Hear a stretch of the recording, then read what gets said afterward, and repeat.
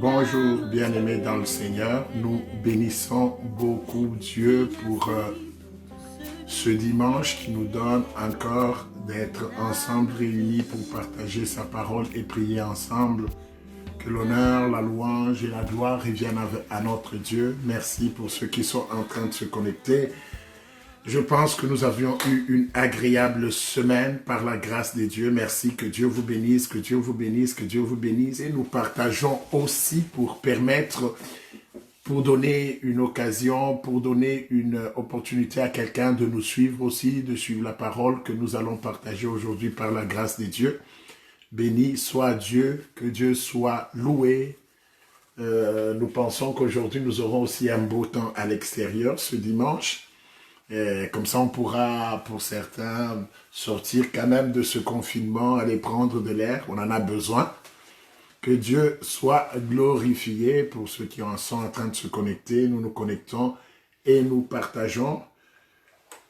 Nous nous connectons et nous partageons. Nous nous connectons et nous partageons pour la gloire de notre Dieu, pour partager cet évangile, pour avoir l'opportunité de prier avec d'autres personnes, de partager la parole avec d'autres personnes.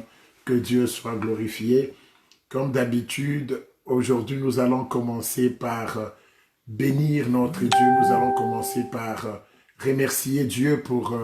je vois mon frère Jacques qui nous suit depuis l'Afrique du Sud. Que Dieu le bénisse. Alors, aujourd'hui, nous allons commencer par remercier Dieu pour la semaine qu'il nous a donnée. C'est un temps de grâce, un temps béni, bien-aimé. Dieu a protégé nos familles, Dieu a été avec nous, il a été ce bon berger qui a pourvu à notre vie de cette semaine, en ce qui concerne la nourriture, en ce qui concerne la protection, en ce qui concerne la grâce. Il a été avec nous. Tu es passé par des temps difficiles, mais Dieu t'a gardé. Dieu t'a permis de le découvrir dans ce temps difficile-là. Tu as été dans un temps où tout était quiétude. Tu as été avec le Seigneur qui est le Prince de paix. Que Dieu soit glorifié. Alors nous voulons commencer par le remercier. Seigneur Dieu, nous te bénissons pour ta vie que tu nous as donnée. Nous te bénissons, Seigneur, toi qui as payé la rançon pour nous en mourant à la croix, Jésus. Tu as payé pour nos péchés, Seigneur, et le châtiment qui nous donne la paix est tombé sur toi, Seigneur. La Bible dit, pendant qu'on ne pouvait même pas mourir pour un juste, toi, tu t'es donné pour nous qui étions des coupables, qui étions des pécheurs, Seigneur, ô Éternel. Merci pour cet amour que tu as encore continué à manifester cette semaine, Seigneur, en nous donnant tout ce qui était nécessaire à notre vie, en nous protégeant, en protégeant nos familles, nos amis, Seigneur, les bien-aimés de l'Église. Sois béni, sois glorifié, notre Dieu. Maintenant que nous voulons commencer le partage de la parole ce matin, Saint-Esprit de Dieu, nous te prions que tu sois au contrôle de tout. Sois au contrôle des paroles qui vont sortir de nos bouches, afin que ces paroles puissent édifier une âme, puissent restaurer quelqu'un. Sois au contrôle, Seigneur, partout où nous serons suivis, dans ce bureau, dans cette maison, dans cette voiture. Seigneur, pour cette personne qui nous suit en plein air, nous voulons que ta présence le couvre, que ta présence puisse l'aider, surtout à savoir, à comprendre la parole de Dieu. Parce que la Bible dit, c'est spirituellement qu'on juge la parole, c'est spirituellement qu'on l'analyse. Ô Saint-Esprit, merci, prends contrôle de tout. Il y a quelqu'un qui est malade, Seigneur, en train de nous suivre. Ma prière à ton trône, c'est que tu le guérisses, ô Dieu. C'est lui qui est troublé pendant ce temps. Ma prière à ton trône, c'est que, Seigneur, qu'il soit avec toi, qu'il ait ta paix, ô Éternel. C'est lui, ô Éternel, qui a des manquements dans sa vie. Je sais que le Dieu d'abondance, c'est toi notre Dieu. Merci Saint-Esprit. Nous prions comme ça. Au nom de Jésus, nous avons ainsi prié notre Père. Amen. Que Dieu soit béni. Bon dimanche à tous. Bon dimanche à tous ceux qui sont en train de nous suivre. Comme je l'ai dit, nous partageons pour permettre aux bien-aimés qui ne sont pas encore connectés de nous suivre aussi et de suivre la parole de Dieu. Bien-aimés, aujourd'hui, nous allons continuer encore. Notre thème, c'est toujours la vie spirituelle, troisième partie, la vie spirituelle, troisième partie. l'importance de ce sujet fait que nous voulons revenir afin de terminer ou de l'approfondir au mieux parce que comprenez-vous que la vie, comme la Bible dit, nous ne connaissons plus personne par la chair. Si nous connaissions Christ par la chair, maintenant c'est spirituellement qu'on le connaît, comme dit la Bible aux Corinthiens, c'est-à-dire la vie que nous sommes en train de mener, la vie que nous sommes censés mener en Jésus-Christ, c'est une vie totalement spirituelle. Et c'est très, très important. Nous avons introduit ça en mettant l'accent sur certains points où j'avais dit, par exemple, que cette vie n'est pas l'amélioration de notre vie ancienne. On ne vient pas à Jésus pour améliorer la vie qu'on était en train de mener. On ne vient pas à Jésus pour avoir, comment je dirais, combler certains manques qu'on avait dans la vie du monde. C'est pas la raison de venir à Jésus. La raison de venir à Jésus, c'est de mener une toute nouvelle vie. C'est là qu'il est écrit que ceux qui sont en Christ deviennent des nouvelles créations ou des nouvelles créatures. Et les choses anciennes sont passées et toutes choses sont devenues donc nouvelles. C'est qui va sans dire que la vie que nous menons avec Jésus, c'est une vie totalement nouvelle, une vie que le monde n'a jamais connue, une vie qui n'est jamais passée au cœur de quelqu'un, c'est une vie totalement spirituelle, basée, une vie par l'esprit, en l'esprit et pour l'esprit. Et cette vie, évidemment, il a par ricochet des conséquences dans notre vie matérielle, parce que la Bible nous dit que l'esprit qui ressuscite Christ d'entre les morts rendra la vie à nos corps mortels. Nos corps sont morts par la naissance de cette nouvelle personne que nous sommes venus. La vie du corps a été crucifiée à la croix, mais la vie de l'esprit va donner une nouvelle vie à notre corps, une vie des dieux que nous sommes censés mener. Alors, la fois passée, nous avons parlé de qu'est-ce qu'il faut faire pour nourrir cette vie.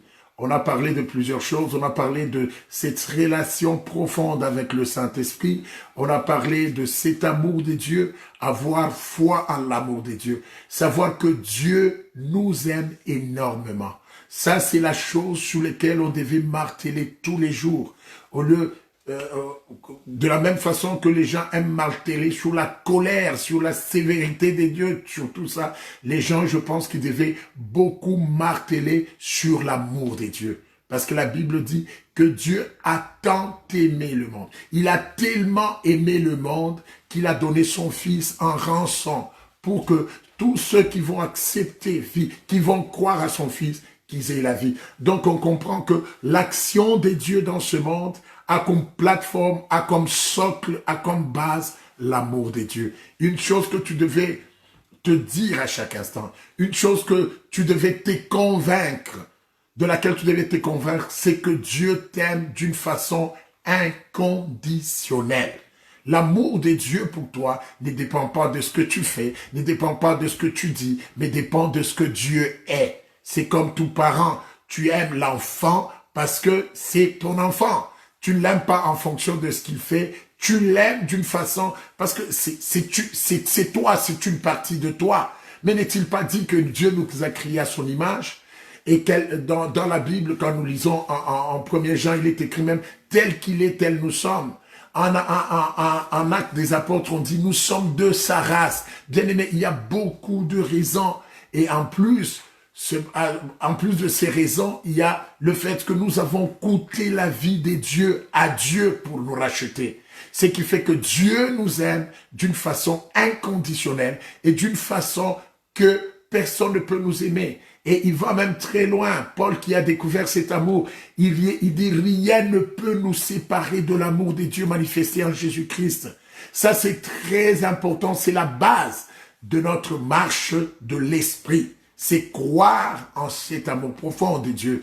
Nous avons parlé de croire à notre identité. Nous allons parler aussi de cette communion que nous devons mener largement avec le Saint-Esprit. Parce que nous parlons de la vie spirituelle, ça veut dire la vie des esprits. Et dans cette vie des esprits, dans ce monde des esprits, de notre côté, nous avons comme partenaire, nous avons comme ami de tous les jours, nous avons comme consolateur, comme guide le Saint-Esprit. C'est pour ça que Christ a dit, il vous est avantageux que je m'en aille, afin que le Saint-Esprit puisse descendre. Alors, bien-aimés, aujourd'hui, nous voulons continuer pour voir quelles sont les choses qui vont nourrir cette vie spirituelle. La cinquième chose, parce qu'on a vu 4 choses avant, la cinquième chose, qui est la première chose aujourd'hui, c'est la méditation de la parole des dieux. Notre vie spirituelle doit être nourrie par la méditation de la parole des dieux. Bien-aimés, quand vous avez une Bible que vous n'ouvrez que le dimanche à l'église et vous l'ouvrez parce que le prédicateur du jour vous donne un texte à lire et vous refermez cette Bible pour l'ouvrir encore le dimanche, votre vie spirituelle sera très pauvre. Sera très pauvre. Et c'est ça que moi j'appelle la religion. Donc il y a des pratiques que tu fais. Des pratiques que tu fais croyant que tu vis. Non, la vie ce n'est pas des pratiques. La vie c'est toute une vie. Il faut que la méditation de la parole, méditer la parole, soit au centre de notre vie. Je voulais comprendre un peu ce terme méditation. Je suis allé dans le dictionnaire, on dit le terme méditation désigne une pratique mentale qui consiste généralement en une attention portée sur un certain objet.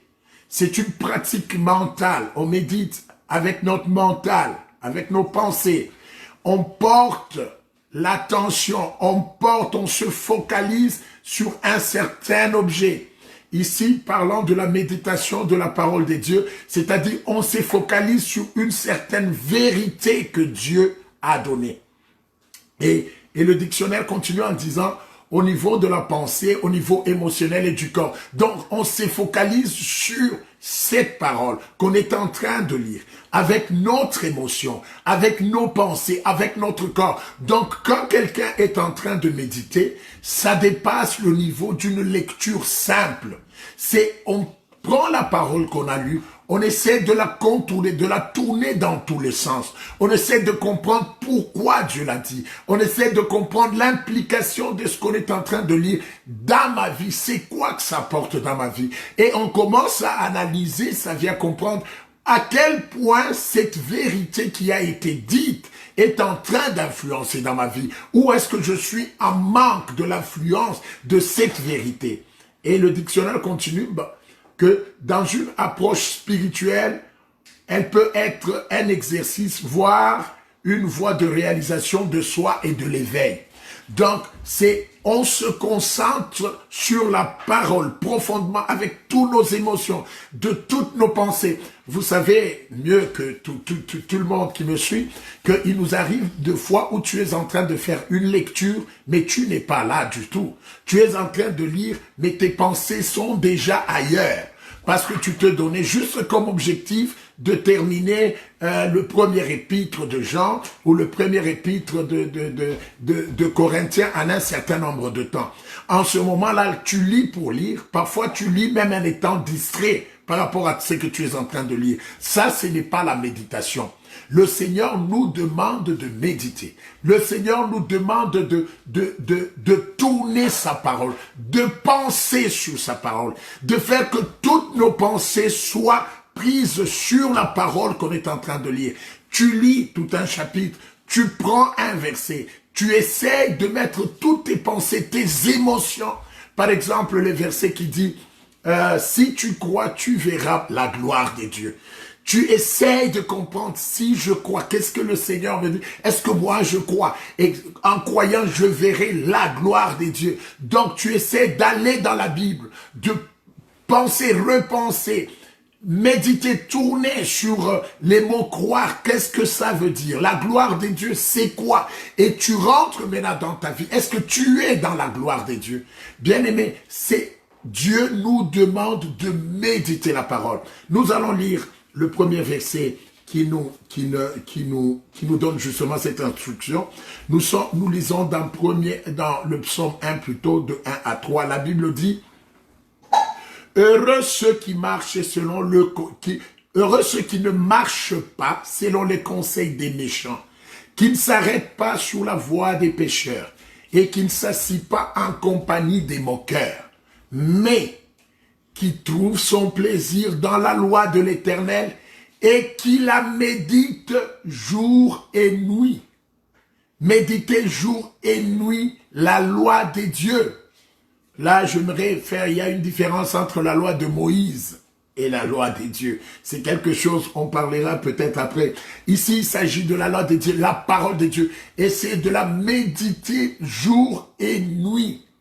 C'est-à-dire à chaque instant, tes pensées sont sur la parole de Dieu. Par exemple, si tu crois, tu verras ma gloire. Quand tu marches constamment, tu dis, Seigneur, qu'est-ce que ça veut dire, Seigneur? Je veux voir cette parole se réaliser dans ma vie. Seigneur, que toutes tes pensées, toutes tes émotions sont sur cette parole, sont sur la matérialisation, sont sur le vécu de cette parole. Et la Bible continue, il est comme un arbre planté près d'un courant d'eau, qui donne son fruit en sa saison, et le feuillage ne flétrit point. Tout ce qu'il fait lui réussit. Amen. Tout ce qu'il fait lui réussit. C'est lui qui pense à la parole. C'est lui qui médite la parole de Dieu. La Bible dit qu'il la médite jour et nuit. Bien-aimé dans le Seigneur, en parlant de la méditation, l'importance de la méditation est tellement importante que quand vous lisez dans Psaume 119, verset 148, qu'est-ce que le psalmiste dit? Il dit, je dévance l'éveil et j'ouvre les yeux pour méditer ta parole. La parole de Dieu, c'est la première chose à laquelle on doit penser quand on se réveille. Amen. Et c'est la dernière chose à laquelle on pense avant de dormir. Bien-aimé, elle est tellement très importante que quand tu te réveilles, la première chose avant de sortir de ton lit, avant de parler à n'importe qui, médite la parole. Il y a tellement de versets. Tu dis, je vais méditer. Par exemple, le verset qui dit, il renouvelle sa bonté chaque matin. Qu'est-ce que ça veut dire, Seigneur? Donc, pendant que je me réveille aujourd'hui, la bonté de mon Dieu est renouvelée. La bonté de mon Dieu est mise, c'est-à-dire le compteur de la bonté revient à zéro. Dieu me redonne encore toute la bonté qu'il peut avoir pendant ces jours. La Bible dit qu'il faut se réveiller avec la méditation. C'est la première chose. Et sachez, bien-aimés, que la pensée avec laquelle vous allez commencer la journée, vous avez beaucoup de chances que cette pensée domine votre journée. C'est pour ça que c'est toujours bon de commencer par méditer, réfléchir à la parole de Dieu, réfléchir profondément, se concentrer profondément. Parce que je sais qu'il y a des choses qu'on lit parce qu'on nous a dit, chaque jour il faut lire la parole de Dieu. Non! Bien-aimé, je ne lis pas parce que c'est un devoir qu'on m'a donné. Je lis parce que ma vie découle de la parole de Dieu. Parce que ma vie est fondée sur la parole de Dieu. Parce que ma vie dépend de la parole de Dieu. Mais parce que si je lis parce que mon pasteur me l'a dit, je veux lire juste pour motif de conscience. Non, moi je lis la parole de Dieu afin de trouver ma vie dans cette parole. Afin de faire fonder mes actions de cette journée-là sur cette parole, que la parole soit le fondement de mes réactions, de mes actions, de mes humeurs, de mes émotions, que tout soit focalisé sur la parole de Dieu. La Bible dit, heureux l'homme. Vous comprenez ici, heureux l'homme qui ne marche pas.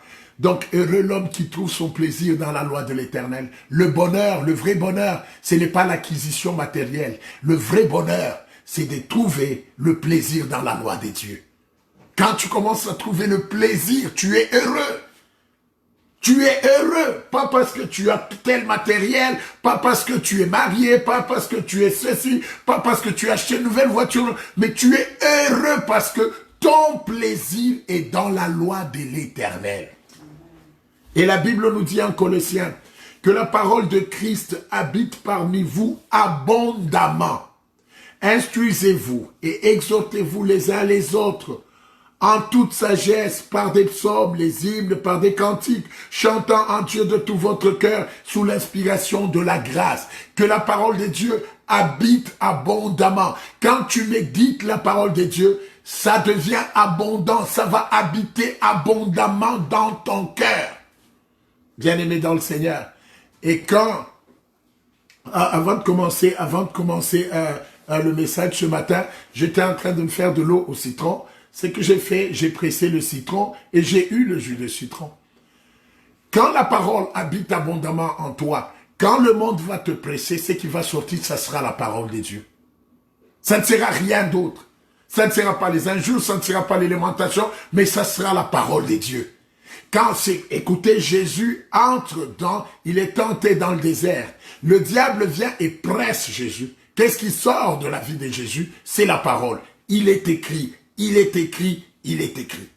Bien-aimé, notre vie, nous, en méditant la parole de Dieu, la parole de Dieu va habiter abondamment en nous.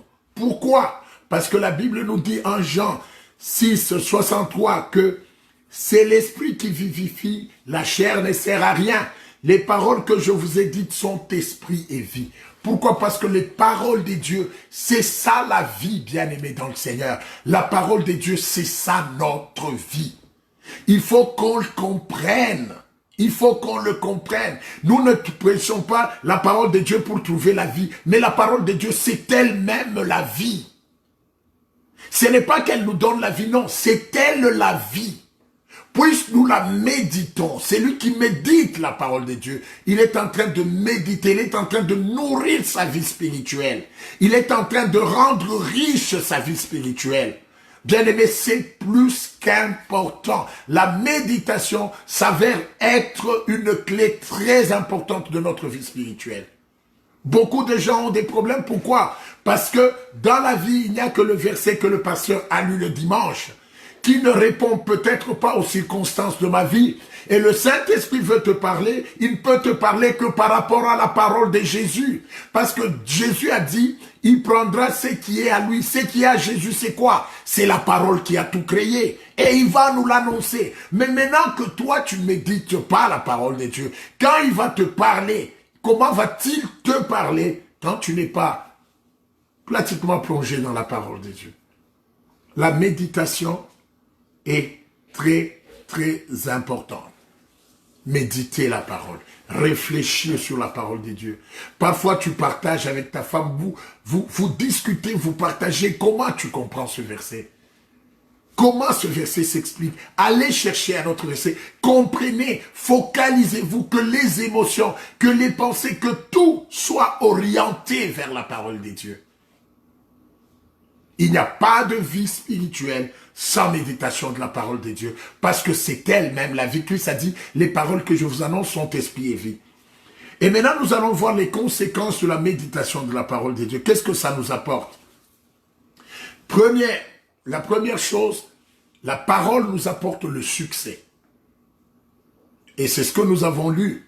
Heureux ceux qui ne marchent pas selon le conseil des méchants, qui ne s'assient pas, qui ne s'arrêtent pas sous la voie des pécheurs, et qui ne s'assient pas en compagnie des moqueurs, mais qui trouvent son plaisir dans la loi de l'Éternel, et qui la médite jour et nuit. Et comme il est comme un arbre planté près d'un courant d'eau, qui donne son fruit, qui donne son fruit en sa saison. C'est en méditant la parole, parce que la parole est spirituelle. La parole est vie, bien-aimé. Ça, c'est d'abord un principe que vous devez savoir. La parole est vie, la parole est spirituelle. C'est la parole qui nous donne la vie. C'est la parole, Jésus a dit, cette parole que je vous annonce, c'est elle la vie. Quand vous croyez, vous avez la vie. Et ici, le psalmiste est en train de dire, c'est lui qui médite la parole. Tu donneras toujours ton fruit en ta saison. Tu ne passeras jamais ta saison sans donner de fruits. Et la Bible dit encore que son feuillage reste toujours vert. Son feuillage ne flétrit jamais. Tu n'es pas soumis aux circonstances et au temps. Pourquoi? Parce que constamment, il y a la parole en toi qui te garde en paix. Et béni soit le Dieu qui a dit, et le Dieu de paix gardera vos cœurs dans le Seigneur. C'est par la parole, bien-aimés dans le Seigneur. On répondra aux choses de ce monde par la parole, parce que la parole, c'est ça la vérité. C'est que le monde nous présente, c'est temporaire. c'est juste pour un temps. La vérité qui demeure, c'est la parole. Donc la réponse contre toutes les situations du monde, c'est la parole. C'est pour ça que la Bible dit, ton feuillage ne fleurira jamais. Tes humeurs, c'est que tu resteras toujours vert. Tu auras toujours une vie qui est une vie rayonnante à cause de la parole. Bien aimé, nous parlons du monde spirituel. C'est un monde mystique. Ici, c'est la parole qui donne la vie, c'est pas le matériel. Et la Bible dit enfin, tout ce qu'il fait lui réussit. C'est lui qui médite la parole. Cette parole se transforme en vie en lui. Et cette vie donne le succès dans tout ce qu'il aura à faire. La parole se change en vie. La parole nous donne la vie des dieux. Et cette vie des dieux, comme Dieu ne faillit jamais, a comme conséquence que tout ce que nous le ferons d'une façon divine. Nous le ferons pousser par l'esprit et par l'esprit des dieux, avec la sagesse des dieux, avec la force des dieux. Et parce que nous le faisons par l'esprit des dieux, avec la force des dieux, avec la sagesse et la grâce des dieux, nous finissons par être toujours des hommes de succès. La méditation de la parole nous donne le succès. Écoutez, même dans l'Ancien Testament, écoutez, c'est que ce qui est dit en Josué, c'est que Josué dit que Dieu dit à Josué que ce livre de la loi ne s'éloigne pas de ta bouche. Médite-le jour et nuit pour agir fidèlement selon tout ce qui est écrit. Car c'est alors que tu auras du succès et dans tes entreprises, c'est alors que tu réussiras. Ça, c'est un principe divin. Ça, c'est un principe divin. Tu veux réussir dans quelque chose, dans n'importe quoi que tu veux faire, première clé de réussite, c'est la méditation de la parole de Dieu.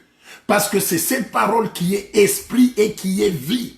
Et qui va contaminer ou qui va influencer tout ce que tu feras. La méditation de la parole de Dieu nous donne, le succès dans tout ce que nous faisons. De la méditation de la parole de Dieu nous transforme par le renouvellement de l'intelligence. Bien-aimés dans le Seigneur, la Bible dit, ne vous conformez pas au siècle présent, mais soyez transformés par le renouvellement de l'intelligence, afin que vous discerniez quelle est la volonté de Dieu, ce qui est bon, ce qui est agréable et parfait. Ne vous conformez pas au siècle présent. Le siècle présent, c'est tout ce que nous vivons avec plein de principes. Par exemple, dans ce siècle, l'argent, c'est le principe de base dans ce siècle. Il y a même des gens qui disent, on prêche, ce qui n'est pas biblique, oh, sans argent, il n'y a pas d'évangile. Ce n'est pas ce que Jésus a dit, bien-aimé dans le Seigneur. Parfois, nous prenons les principes du monde dans un très bon français ou dans un bon anglais et nous pensons en faire les principes divins. Ce n'est pas ce que Jésus a dit. Jésus n'a jamais dit ça.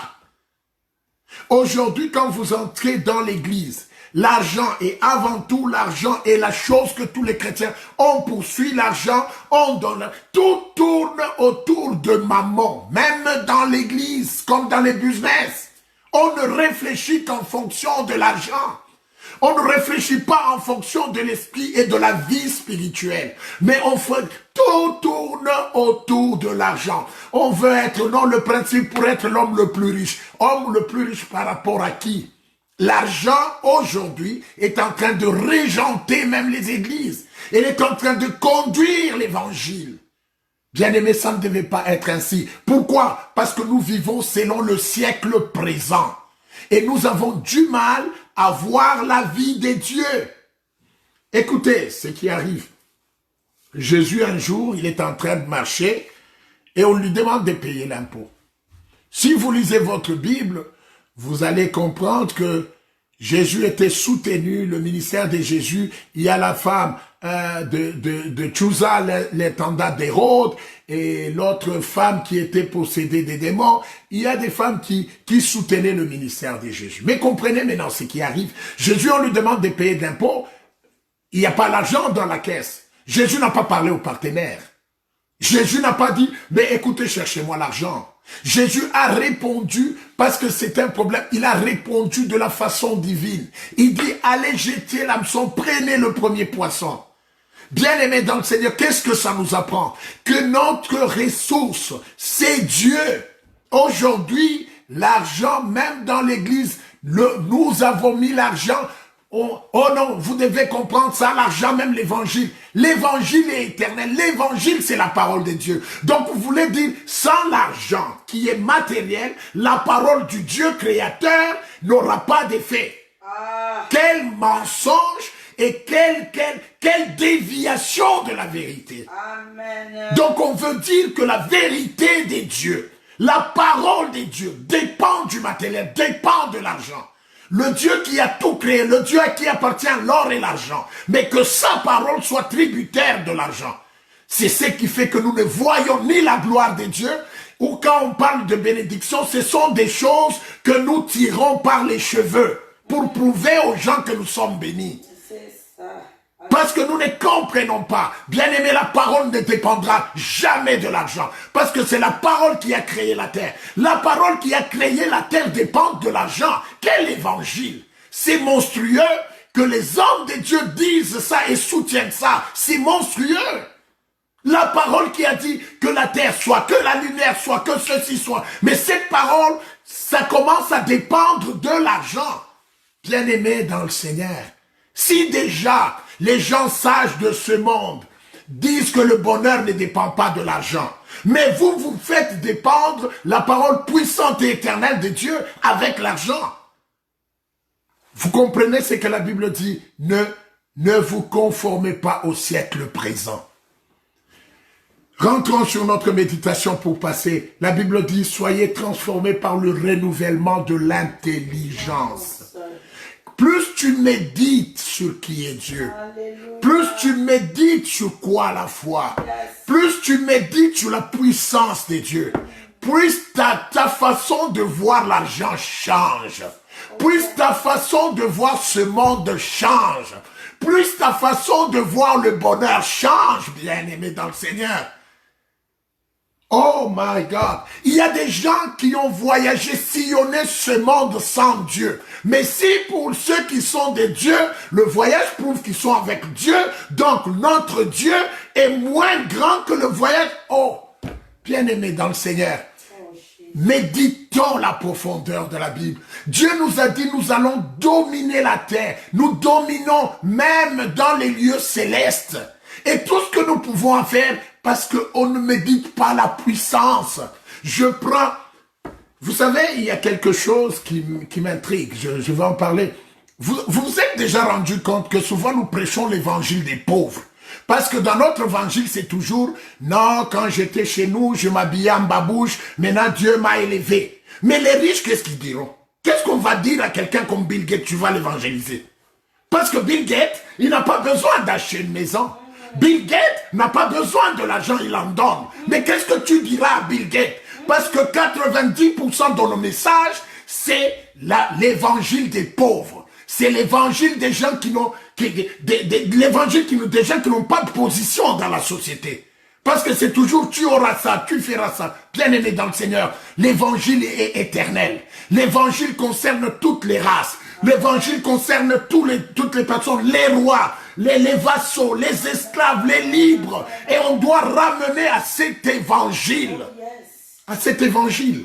Nous devons rentrer à cet évangile.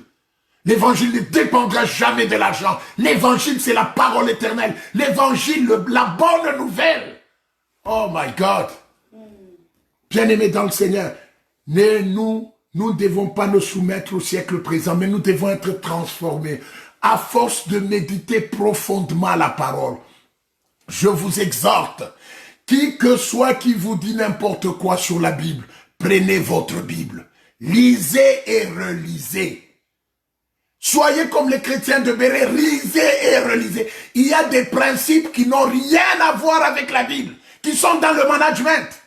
Il y a des gens qui passent, on te dit, non mais attention les amis, où est-ce que c'est dit dans la Bible, bien-aimé dans le Seigneur? Il y a des choses, c'est la sagesse de ce monde. Spirituellement, ça ne t'avance pas. Ce sont les valeurs du monde. Ce sont les valeurs du monde. Il faut qu'on médite la parole. Il faut qu'on cherche dans la parole. Il faut qu'on questionne la parole. Donc, la parole nous aide à renouveler notre façon de penser. Nous devons commencer à penser comme les fils du royaume des dieux. Nous devons commencer à penser comme les fils des dieux. Les fils des dieux. Les fils des dieux, bien-aimés dans le Seigneur. Ça doit être ça. Qui nous a dit de mettre l'argent au centre de la vie? Jésus ne l'a jamais dit. Troisième chose que la méditation fait, la parole nous donne la connaissance de notre Dieu. Bien-aimé, comment prier, comment être en contact spirituel avec quelqu'un que tu ne connais même pas? Tu ne sais même pas Dieu, c'est qui? Dieu, c'est Dieu. Et c'est en méditant la parole que tu comprendras qui est Dieu. Tu comprendras quelle est la puissance de Dieu. Tu comprendras de quoi Dieu est capable, comment Dieu t'aime, qu'est-ce qu'il attend de toi. La méditation nous donne la connaissance de ce que Dieu est, de ce que Dieu est. On veut connaître Dieu, on doit méditer sa parole. On doit lire cette lettre qu'il nous a laissée, qui est la parole. C'est là qu'on connaîtra qui il est. C'est là qu'on connaîtra, bien-aimé. C'est très important. Il n'y a pas de vie chrétienne sans méditation de la parole de Dieu. Bien-aimé, quand vous comprendrez la puissance de Dieu, vous croirez que Dieu est capable de tout. Il est capable de tout, notre Dieu. Aujourd'hui, notre foi fait défaut. Pourquoi? Parce que nous ne connaissons pas Dieu. Nous avons des problèmes sur la connaissance de Dieu. Et parce que nous avons des problèmes, parfois nous doutons de sa personne. Est-ce que Dieu est capable de me donner ça? Est-ce que Dieu est capable de changer cette situation? Est-ce que Dieu est capable de changer mes notes? Est-ce que Dieu est capable? Pourquoi? Parce que nous ne méditons pas. Bien-aimés, la vie spirituelle, elle est nourrie par la méditation de la parole. La méditation de la parole. La méditation de la parole. On ne choisit pas ce qu'on aime. On médite la parole. On navigue dans la parole avec le Saint-Esprit. Il t'amène à gauche, à droite. Il te nourrit de nouvelles choses. Bien-aimé, quand la Bible dit « vous prenez plaisir dans la loi de l'Éternel », c'est très profond. Il m'arrive des fois de découvrir quelque chose. Je saute, j'ai la joie d'en partager avec ma femme. Je la suis avec excitation pour lui dire « écoute, regarde ce que j'ai découvert ». Ça donne la joie. C'est vrai ce que je vous dis. La parole de Dieu, c'est une vie. Il y a un bonheur, il y a des versets quand tu le découvres, tu dis, oh Seigneur, tu sens la joie du Seigneur t'envahir. Tu sens que tu as découvert quelque chose et tu as envie de l'appliquer. Tu dis, oh Seigneur, je découvre ce qui me manquait. La parole de Dieu. Nous devons méditer la parole de Dieu pour connaître notre Dieu, pour la marche avec notre Dieu. Nous devons méditer la parole de Dieu. Aujourd'hui, il y a des gens qui ne méditent jamais. Tout ce que tu attends, c'est que le pasteur, le prophète te parle. Bien-aimé dans le Seigneur, la Bible dit qu'il n'y a qu'un seul médiateur entre Dieu et l'homme, c'est Jésus-Christ. C'est Jésus-Christ. Il n'y a pas d'autre médiateur. Dieu nous veut dans une relation personnelle avec lui. Il peut de temps en temps passer par un frère, par une sœur pour t'édifier, mais pas toute la vie. Non, Dieu te veut toi. Il veut te parler. Il veut que tu lui parles. Et pour comprendre toutes ces choses, c'est par la méditation de la parole de Dieu. Et puis la méditation de la parole de Dieu affermit notre foi, c'est-à-dire notre confiance en Dieu. Plus tu la médites, plus tu comprends la profondeur de cet amour, la grâce, l'immensité de la grâce, de la richesse, de la grâce de Dieu, la puissance du Seigneur, ce qu'il a fait à la croix. Tu comprends toutes ces choses-là, puis tu commences à lui faire confiance. Bien-aimé, tu ne feras pas confiance à Dieu parce qu'il a agi dans la vie de Joseph. C'est faux parce que Joseph, c'est une autre personne. Tu ne feras pas confiance en Dieu parce qu'il a donné un enfant à Sarah. Sarah, c'est déjà passé. C'est de l'histoire que tu lis.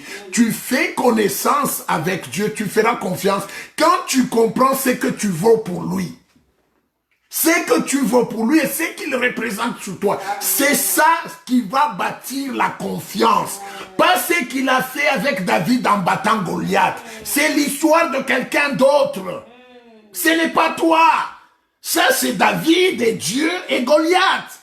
Ça, ta foi à toi, c'est dans cette relation entre toi et lui. Je le connais. Ah, je découvre maintenant qu'il m'aime. Ah, je découvre qu'il est impossible qu'il m'abandonne. Ah, je découvre qu'il a payé un prix précieux, un prix très grand pour ma vie. Ah, je découvre que ce Dieu-là ne sommeille jamais, ne dort jamais. Ah, je découvre que ce Dieu-là est mon tout. Plus tu découvres ces choses, pour ta foi est bâtie. Ta foi est bâtie. Ta foi ne sera jamais bâtie par l'histoire de Zachée. Non, jamais, jamais, bien-aimé dans le Seigneur. Jamais, jamais. La méditation de la parole de Dieu affermit notre foi. L'autre point que nous allons voir, parce que nous tendons vers la fin, c'est la deuxième chose aujourd'hui qui nourrit notre vie spirituelle, c'est la prière. La vie de prière. Je ne parle pas de la pratique de la prière. La vie de prière.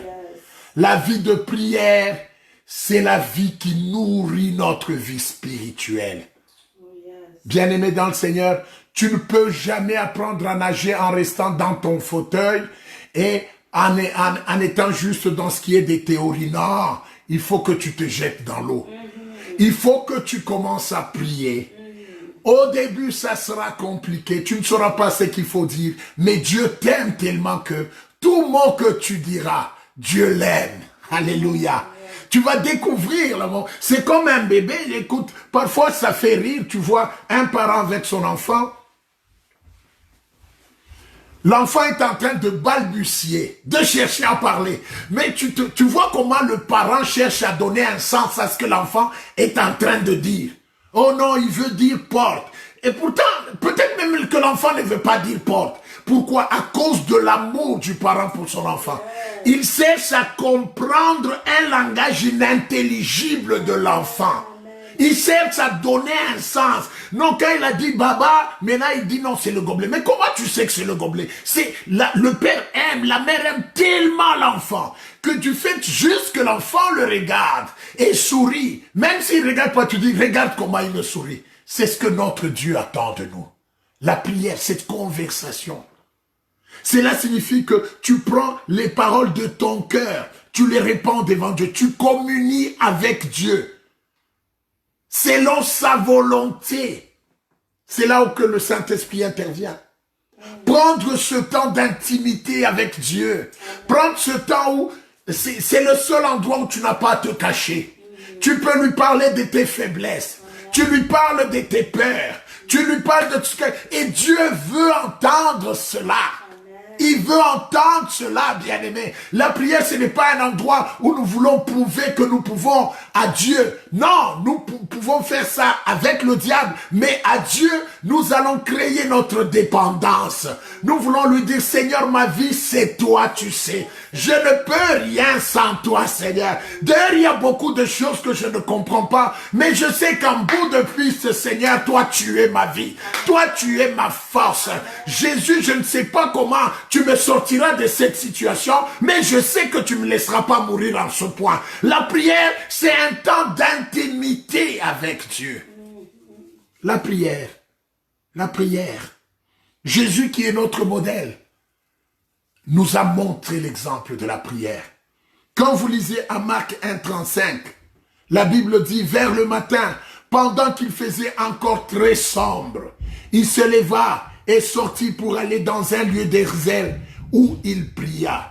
Simon et ceux qui étaient avec lui se mirent à sa recherche. Amen. Donc pendant qu'il est encore sombre, alors qu'il était 100% Dieu, alors qu'il était Dieu en lui. Avant, je me demandais pourquoi il priait. Parce que c'est la communion avec son Père. C'est pas qu'il était dans un besoin, mais il devait être en communion avec son Père. Parfois, tu es dans la maison, tu cherches ton enfant, c'est pas parce que tu as quelque chose à lui donner, mais tu veux juste converser avec lui. Comment ça va? Comment tu te sens? C'est quel film que tu regardes? Pourquoi tu fais ça? Est-ce que tu as mangé? Tu parles jusqu'avec lui. Parce que Jésus vivait une vie spirituelle.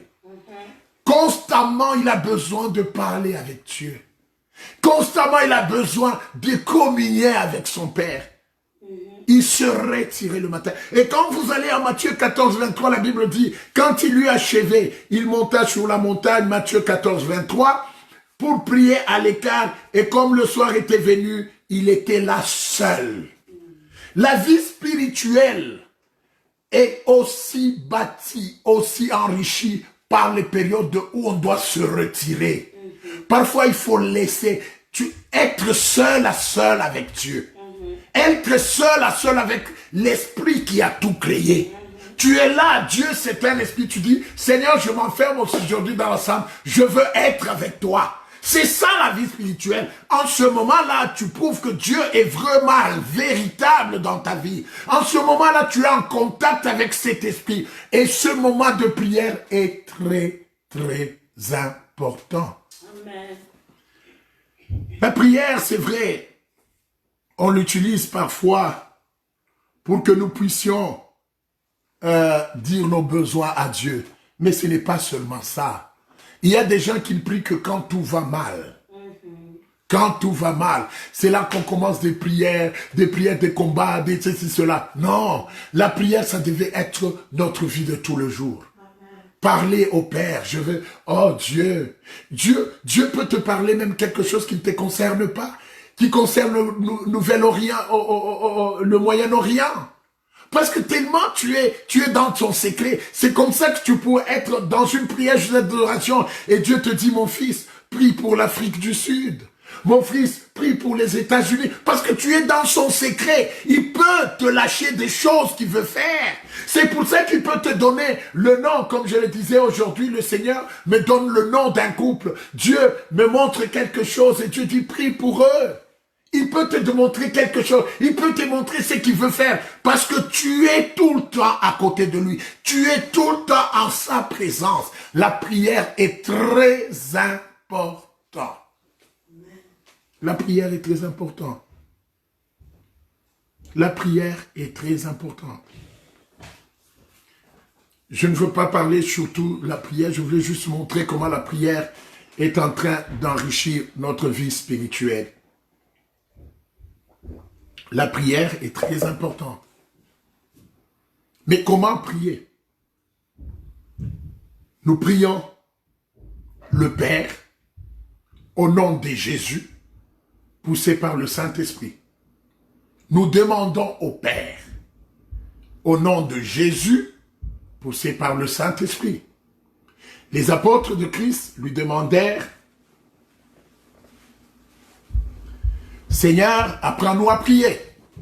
Et Jésus leur dit, si vous voulez prier, dites, notre Père qui es aux cieux. Adressez la prière au Père. Au Père. On ne l'adresse pas à Dieu, on l'adresse au Père. Évidemment, ce Père, il est Dieu.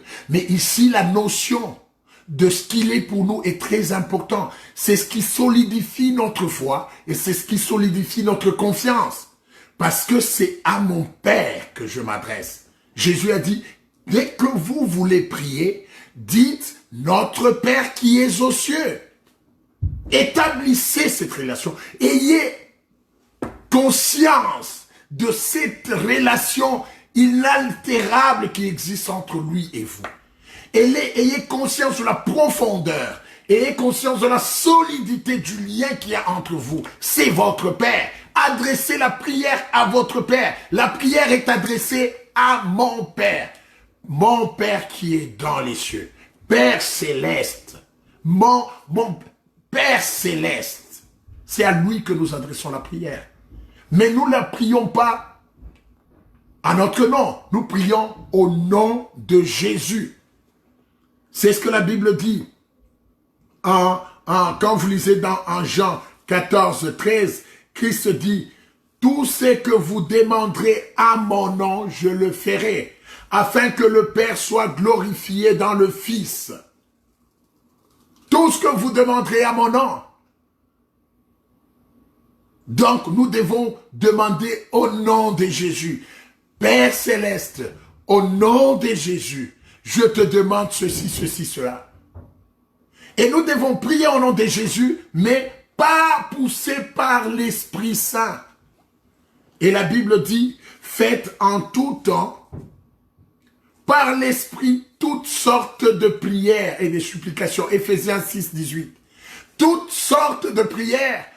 Faites en tout temps par l'Esprit, c'est poussé par l'Esprit. Pourquoi poussé par l'Esprit? Parce que nous craignons, nous risquons de commencer à demander les besoins tout à fait charnels à Dieu et sans comprendre la volonté de Dieu. Et souvenez-vous que la Bible nous dit qu'il n'y a aucun homme qui connaît la profondeur de l'homme si ce n'est l'esprit de l'homme qui est dans cet homme. Ainsi aussi, le Saint-Esprit, c'est lui qui connaît la profondeur des dieux. Selon qu'en Corinthiens, on dit encore que ce sont les choses que l'œil n'a point entendues, et l'œil n'a point vu, que les oreilles n'ont point entendu, que Dieu a préparé pour nous. Mais Dieu nous les révèle par le Saint-Esprit. Ainsi, tu ne peux prier que poussé par l'Esprit pour rester dans la volonté de Dieu et aller toucher la volonté de Dieu au nom de Jésus pour que le Père se manifeste. La prier au nom de Jésus, prier le Père céleste, ô mon Père, ô mon Dieu. Ça c'est la chose qui a beaucoup troublé les Juifs. Comment il dit que Dieu qui a partagé la mer Rouge, c'est son Père? Oui, ça dépasse l'entendement. Mais quand tu veux prier, Jésus a dit, dites, notre Père qui est aux cieux. Et priez à mon nom, Jésus. C'est-à-dire, quand je prie au nom de Jésus, je me présente avec la justice de Jésus. Je me présente avec la perfection de Jésus. Je peux, bien-aimé dans le Seigneur, je peux être habillé n'importe comment. Tu arrives chez quelqu'un, tu dis, je viens au nom de ton fils, avec la signature de ton fils. Quand je vais prier au nom de Jésus, Dieu ne va plus me checker moi, il va checker son fils. Parce que je ne prie pas à mon nom. Il va me dire, donne-moi, est-ce que c'est la signature de mon fils? Il va vérifier son fils, pas moi. Et c'est ce que Jésus dit. Quand vous voulez prier à mon nom, allez tout demander à mon nom. Et le Père vous le donnera.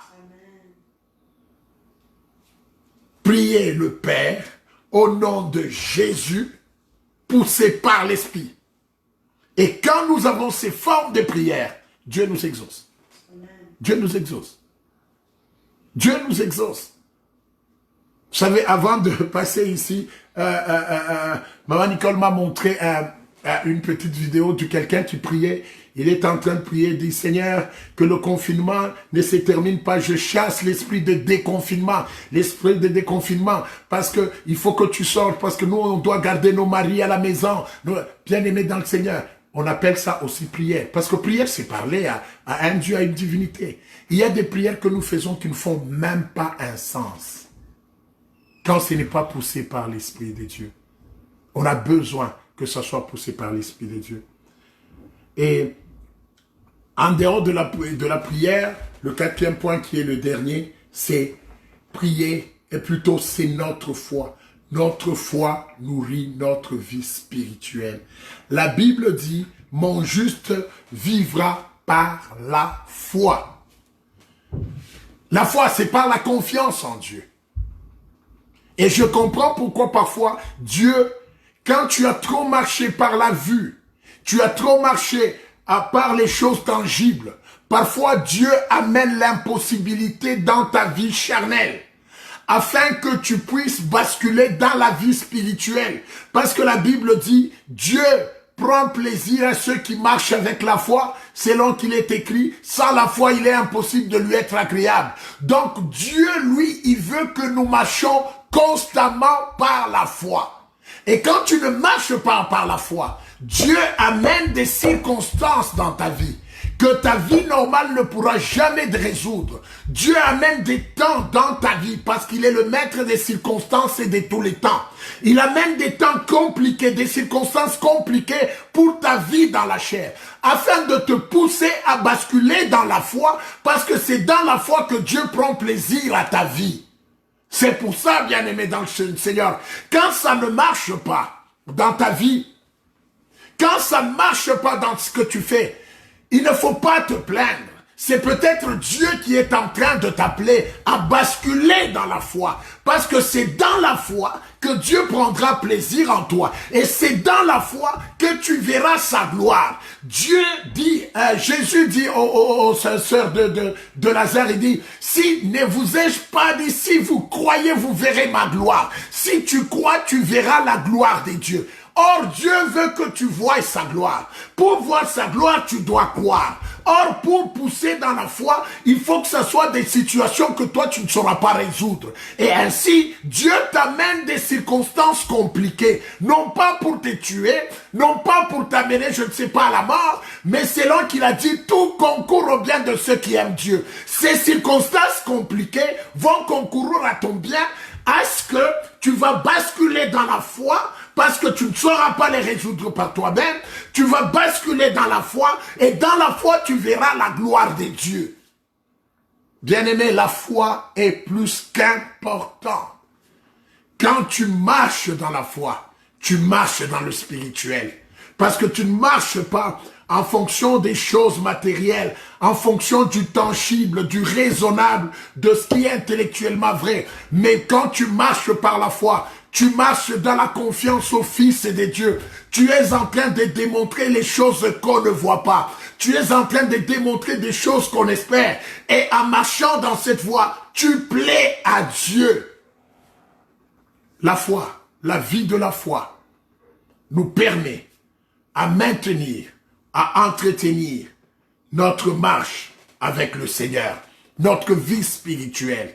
Et ainsi, bien-aimé dans le Seigneur, en tant qu'enfant de Dieu, marcher dans la foi est un impératif pour voir la gloire de Dieu. Et pour basculer dans la foi, parfois, Dieu nous amène devant des situations compliquées, des situations de révélation, où il doit se révéler à toi, où tu ne sauras pas la résoudre seul, où les gens autour de toi ne pourront pas t'apporter la solution, afin que tu recours à lui et que lui te soutienne. Donc il y a 3 choses que nous avons vues aujourd'hui. La première chose, c'est la prière. La deuxième chose, c'est la méditation de la parole. La troisième, c'est la foi. Ces 3 choses nous aident profondément à maintenir, entretenir notre vie spirituelle. Et quand tu marches dans ces 3 choses, sache que tu es en train d'enrichir ta vie spirituelle. Plus tu médites, plus tu es fondé sur la parole. La parole est esprit et vie. Plus ta vie devient de plus en plus spirituelle. Plus tu pries, plus tu es en communion avec Dieu. Parce que tu es en train de demander au Père Céleste, au nom de Jésus, par l'Esprit Saint. Et plus tu fais ça, tu pries, mais tu ne pries pas simplement. Tu pries avec foi. Parce que le juste vit par la foi. La foi, c'est la seule chose qui permet que nous soyons agréables à Dieu. Regardez cet homme de David. David arrive au champ de bataille. Toute la nation est terrée dans les grottes. Tout le monde est caché, tout le monde a peur. Toute la nation d'Israël a peur. Mais il y a un jeune homme qui a foi en son Dieu. Il peut se lever et dire à Goliath, tu viens contre moi avec la lance et le javelot. Mais moi, je viens contre toi au nom de l'Éternel, le Dieu des armées.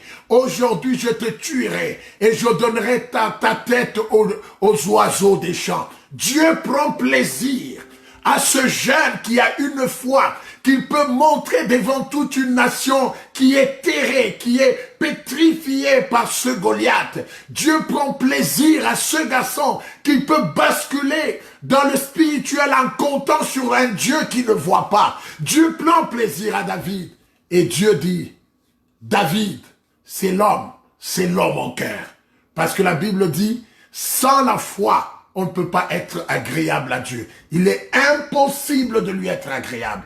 C'est par la foi, cette foi, montrée d'une façon nationale, au vu et su de tout le monde, devant un danger terrible, que David est devenu l'homme selon le cœur de Dieu.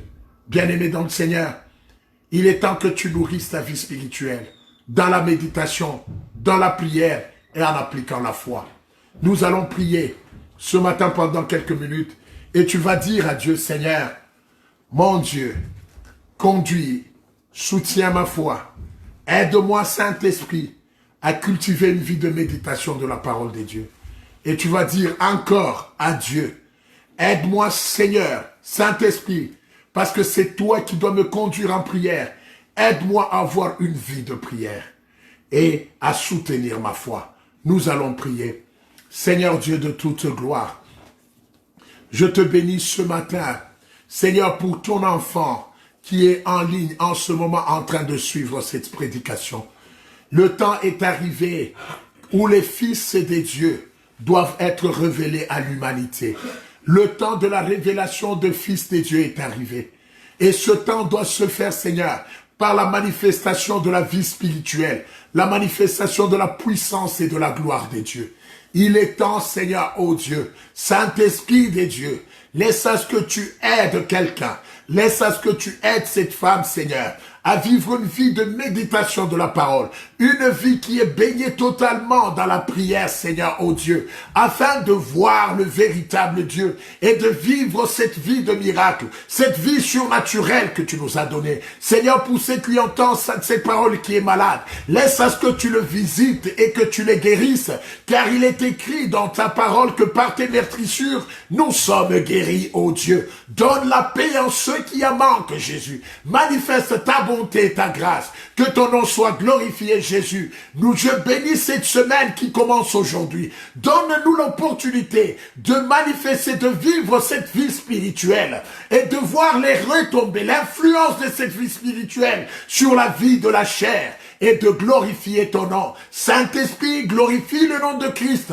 dans tout ce qui a été fait. Je bénis la semaine qui commence. Touche mon frère et ma sœur. Touche la famille qui nous suit. Au nom de Jésus, que l'amour du Père, la grâce de Jésus-Christ et la communion du Saint-Esprit soient avec chacun de nous. Au nom de Jésus. Amen. Amen, amen, amen. Que Dieu vous bénisse. Bien-aimés, méditez cette parole. Méditez la parole. Prenez le temps dans la prière. Appliquez la foi et vous verrez la gloire de Dieu. Bon dimanche chez vous et bonne semaine.